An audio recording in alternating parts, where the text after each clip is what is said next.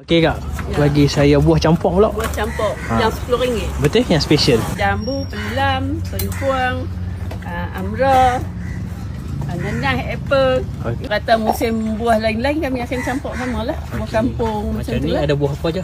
Hari ni ada dalam 6 jenis buah.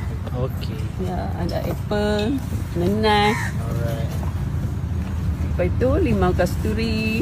Okey, yang ni apa kak? Ni 6 pelawang kering. Okey. Dia pedas yang ni. Okey. Kalau untuk orang yang minat pedas memang ramai lah permintaan. Okey, Top jugalah kat sini. faham. Alright. Okey, macam ni harga berapa?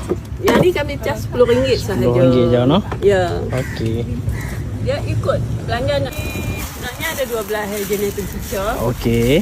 Macam yang paling top tu 6 pelawang. Okey. Lepas tu garam belah cantai. Okey. Gula pedas ni. Alright. Pedas manis. Okey. Lepas tu 6 pelawang gula fresh. Okey. Ada cili laos. Okey. Lepas tu 6 pelawang kering. Alright. Garam belacan kicap. Okey. Garam belacan tumbuk. Alright. Lepas tu kita ada sobok asam pedas. Bagi saya limau kasturi special. Limau kasturi special. Ni satu bekas ni berapa? Dia kalau biasa RM8 sobok Okey. saja. Kalau special kami ubah 6 pelawang atas pula RM9. Okey. Buah kuah apa ni? Dia kalau limau kasturi special kami ada bubur sobok asam, Okey. sobok kasturi, cabai sobok, lepas tu Alright. asam boy.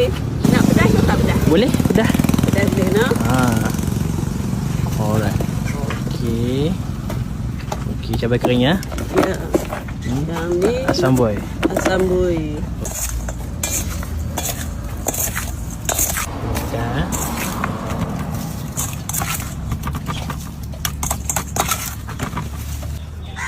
Alright. Okey. Okey, macam ni kira siap ah. Siap dah. Okey, macam ni Macam ni RM9. RM9 ah. Ya, betul. Okey. Alright.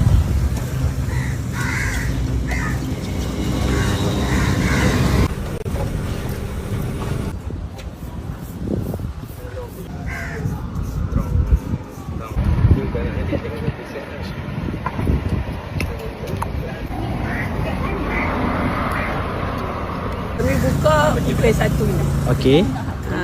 Sampai pukul 6 petang. Kami cuti hari Selasa dengan Jumaat. Lokasi dia sedang aja. Okey. Pasal kami berniaga dalam Taman Nuri. Okey. Bertentang dengan Nuri Gym.